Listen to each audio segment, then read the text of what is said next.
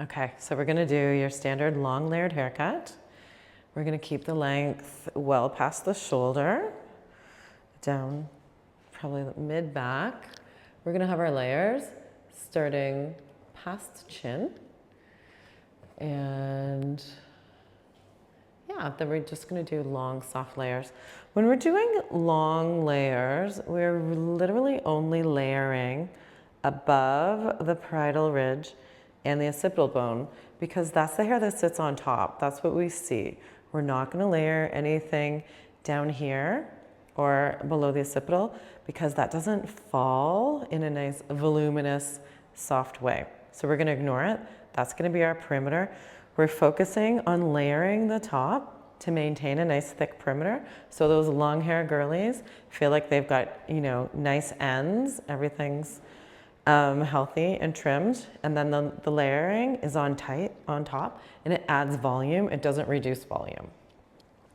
So I'm gonna start in the back, my nice zero elevation, and we're gonna ask our darling client to lean forwards. I'm seeing not a ton of density down here. I know that my first section can be fairly large, but I am making a mental note of taking an inch off. For me would be around here. So with all of it down, I'm making that mental note. And then if I take my first section and it doesn't reach all the way down there, I'm not gonna cut it. I'm gonna go until I have hair in the place that I want. So as I take my first section, I'm seeing that yes, it's a little bit sparse and it's going to be like a micro trim off this one. So I'm gonna definitely comb my hair nicely.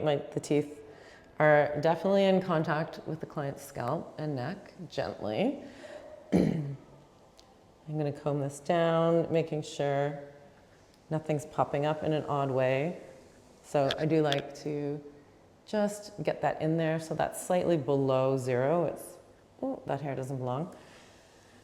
And I'm just gonna begin my perimeter.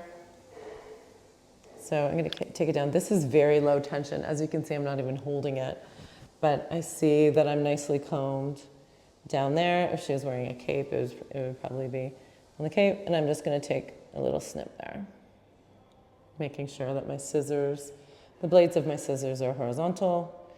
I'm gonna come over here, same thing, just line that, line that right up.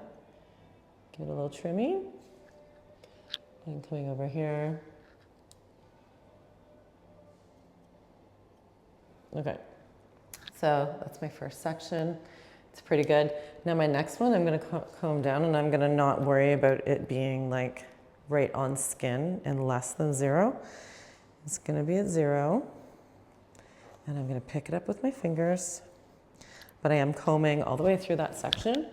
The teeth of my comb in contact with the scalp, gently coming down, holding it together. I clearly see my guide. There's barely any hair to cut here.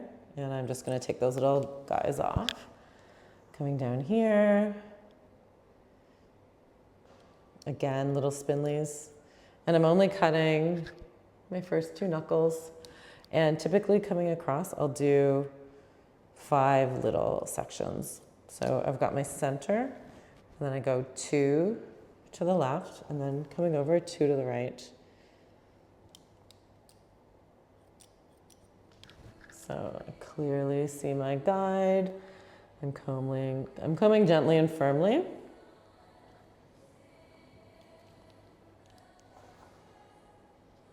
And yep, just continuing my guide here. So that was a big one.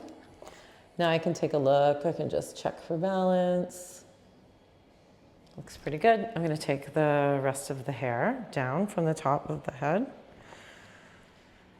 Now, I am cutting this, even though I know I'm gonna layer it, I am cutting this to my perimeter because I do want to be able to pick up my top section and know where the perimeter is. That is one of the ways I decide where my layers are gonna be.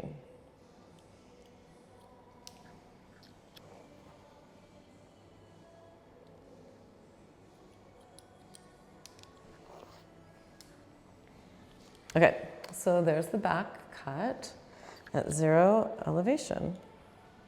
Now we'll move over to the sides.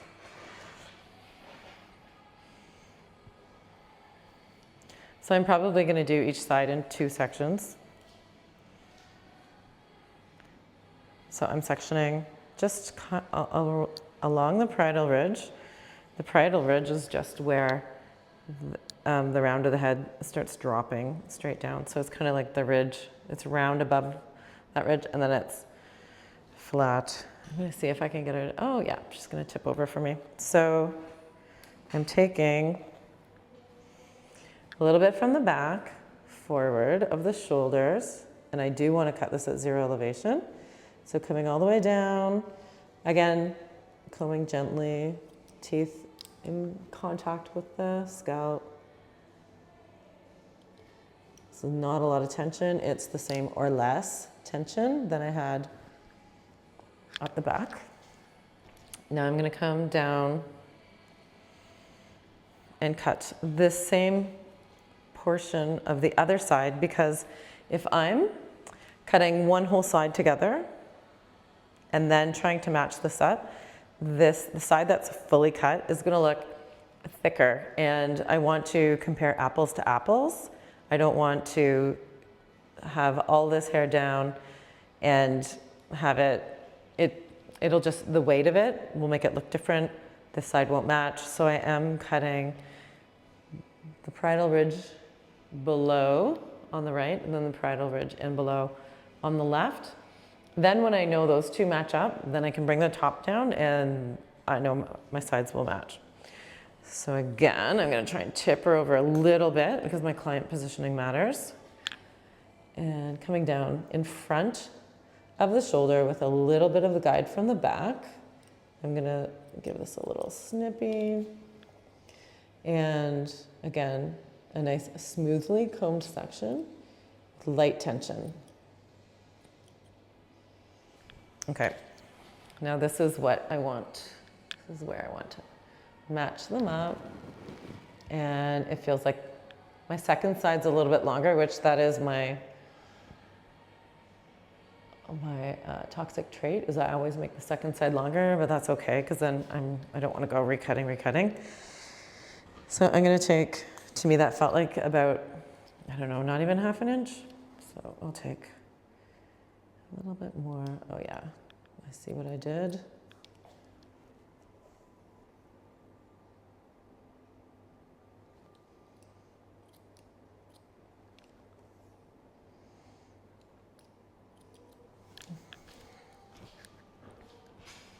Whoops.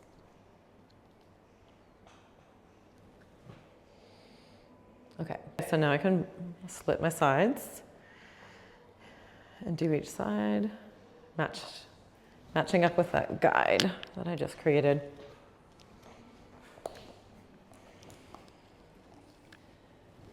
So tilt her head to the same angle that it was the first time I cut. Bring it down. Not much to cut.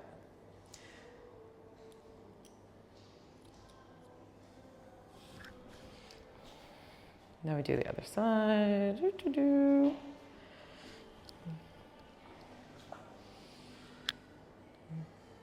Okay, tiny wobblies. And then more in the front, and I'm just following my guide. I'm making sure that I comb all the way from the top of the section down cleanly. And then there's our perimeter. Now for those one length ladies, you could leave it here. You could just comb this down and see if these guys match up. They do, except for like 3 little hairs.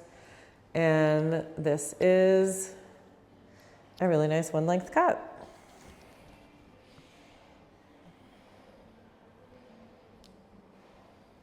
So we are going to go on and add long layers.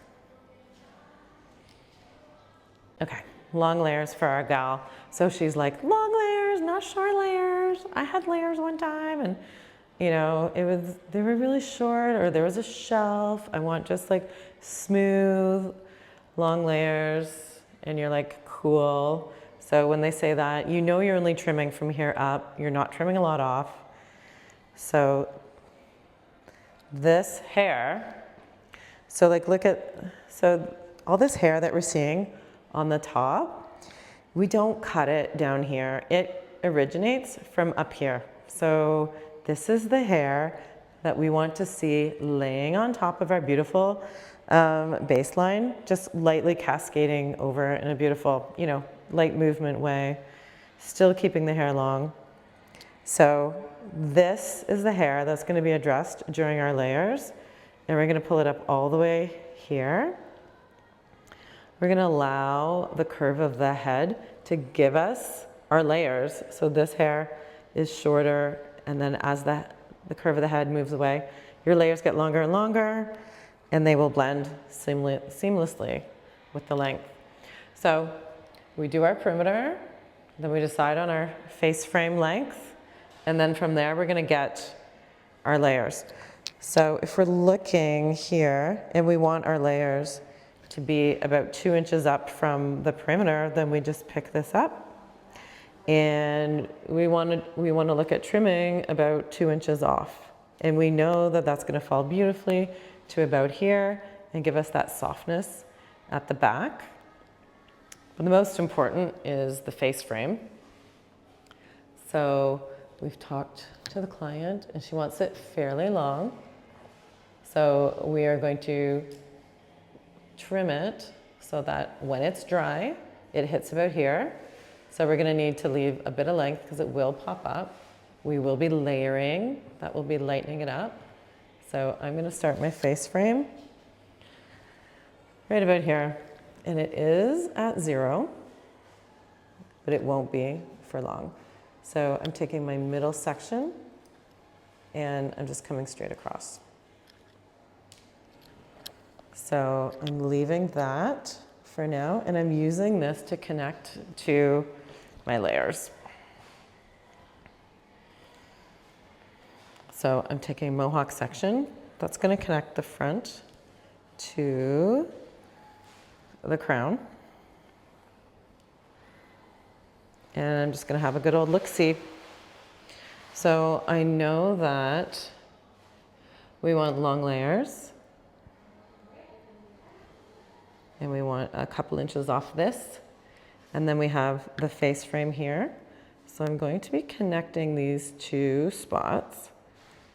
And I'm going to do that like this. So that is the angle that is going to connect the shorter face frame with the slightly longer layers in the back. So I'm going to go cut this. And now I have my guide for the layers at the back. This is going to be my guide for the sides. We're going to let that fall. So these layers are just cut, I don't know, people call them square layers, box layers, whatever. We're bringing everything up to this way. So we're not going to be rounding these layers. We do have a bit of an angle forward here, but we're just bringing everything up to the back. And we're relying on the shape of the head to provide us with the layers. We're just allowing the shape of the head to curve away from our guides. So this is our first section. I do tend to take my layers with very firm tension. So there's my guide for the back. I'm going to come across in pie-shaped sections, taking half of my guide and half of hair that I haven't cut, holding it right up and giving that a little snip. Now I'm going to take a step and rounding right around, snip, snip, snip. And then I'm coming to my last section behind the ear. And my last section happens, I'll just show you on this side, here where there's hair. Once the hair comes up like this, we treat it like the sides so we don't have any mistakes in our perimeter when we're layering. So this is going to be the last section at the back before I shift into my perimeter, my sides, At the back, it's easy to protect your perimeter because you've got lots of hair there. When you come around to the sides, you want to be very aware of where your perimeter is in your hand and make sure not to cut it. So I'm just going to continue this side, stopping right where I showed you.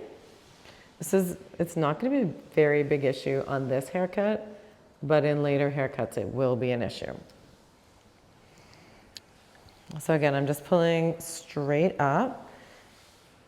Every time I pick up a section, I'm picking up that guide in the crown, at the pivot point right here, and I'm not recutting it. It's a guide.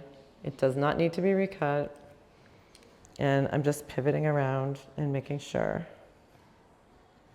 I can see my guide by taking half my guide onto the next section with me. I'm remembering to move my body, and I'm also remembering to not dig into the sides. So this will be my last section on this side. Not much to cut. Okay, so that looks nice. So now I've got my mohawk section here, and I am going to take the sides. Now I do know that it travels shorter towards the face, so I'm going to make sure I'm at the front of my section.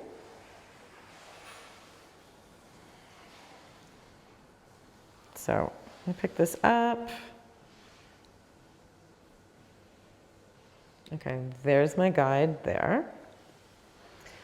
And here's the hair. What I do see happening is this is falling out, and that's good. So my perimeter has fallen out.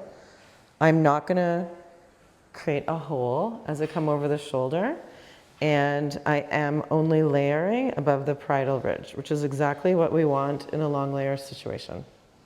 So, chopped. I'm taking half of that and another ½ inch. Your section sizes will depend on the density of the hair. If the hair is very thick and you can't see your guide, then you need to take smaller sections. This hair is not very thick. So again, I'm just gonna probably pull that out for a little bit of insurance on the perimeter, and then I can cut.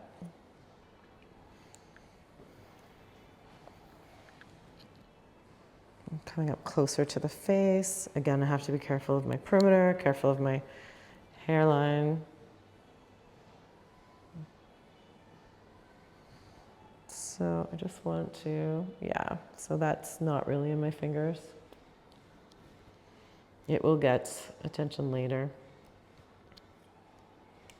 And then now I'll just take my last little bit up, and I hope there's not much to cut. Yeah. Hardly anything, just that little guy. So that's this side done. Now flip over. I'm going to take my entire mohawk section over here.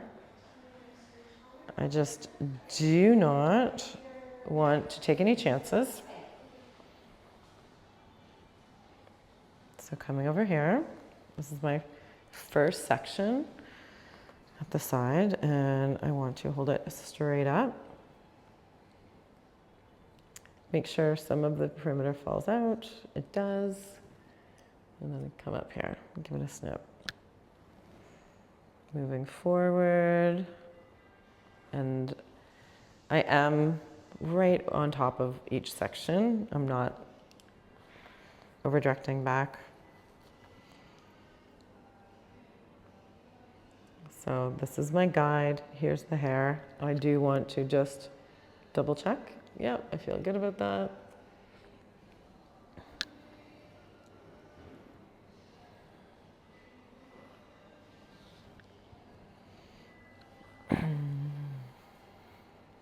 Whoopsie. Okay, so we're coming closer, closer, closer. We have a big tangle, which I'm hoping to just cut it off rather than comb it out. I want to just make sure that that's not a part of it. And give this a little snip and comb out that weird tangle. Okay. Taking my guide, moving forward. That's too big.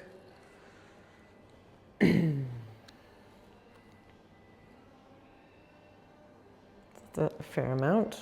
I do have enough down at the sides, so it's not my perimeter. So we'll give it a little trim, and then this is my last section.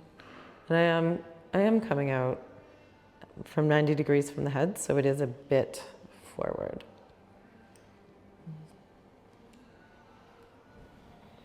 Okay, so there's my layers. Now I'm gonna do my face frame. And like I said, I'm just gonna extend it straight out in line with the nose.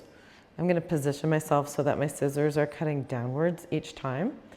It can create a discrepancy if you cut your face frame up on one side and down on the other side. Unless you've just had your scissors sharpened 5 minutes ago, your scissors are gonna push the hair a little bit, and we do want to push shorter to longer, and not this way. That creates really chunky, steppy face frame. So I am sectioning everything in front of the ear on this side. And now we have started our face frame because we've just layered it. So this could be just like a cross-checking situation. We've established the length. We don't want to do that. So now I see there is a fair amount to cut there. So coming around, I'm gonna take it vertically, right in front of her nose, and I'm gonna continue this down. So in line with her nose, I'm cutting straight down. Now I just collect a little bit more of the face frame, holding it there, and again, just following it down. You wanna have good tension. Ooh. And if something's fell out of your hand, that's fine. It means they don't reach it. So the fact that this perimeter is falling out of my hand is good. I'm happy about that. Now coming over here, I'm gonna take this, and I do like to come over the head because this allows me to cut down. So I just make sure by checking in the mirror that I'm in line with the nose, and then I'm cutting down again. I take a little bit more. I probably do my face frame in 3 sections coming down, so the actual bang section, and then just check to see that I'm in line, and I cut downwards.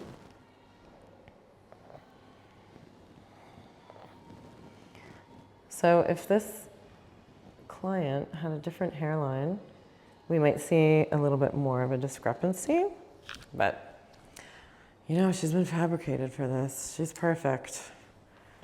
So that is our face frame, and we can see there's the length. It's gonna pop up when it dries. But yeah, that looks pretty good. It feels balanced on both sides. So yeah, let's go give her a style and see what happens. So here is the finished result. We have this beautiful face frame that's long past the chin. We have a good solid perimeter. So we have some soft movement that adds volume because it's sitting on a solid base. And it blends right in with the length. We have no dips and bobs. So this is kind of like a long wolf cut, or just, you know, your nice long layers with a long face frame. It's for that client that's like, I need to pull it back, but I want some layers.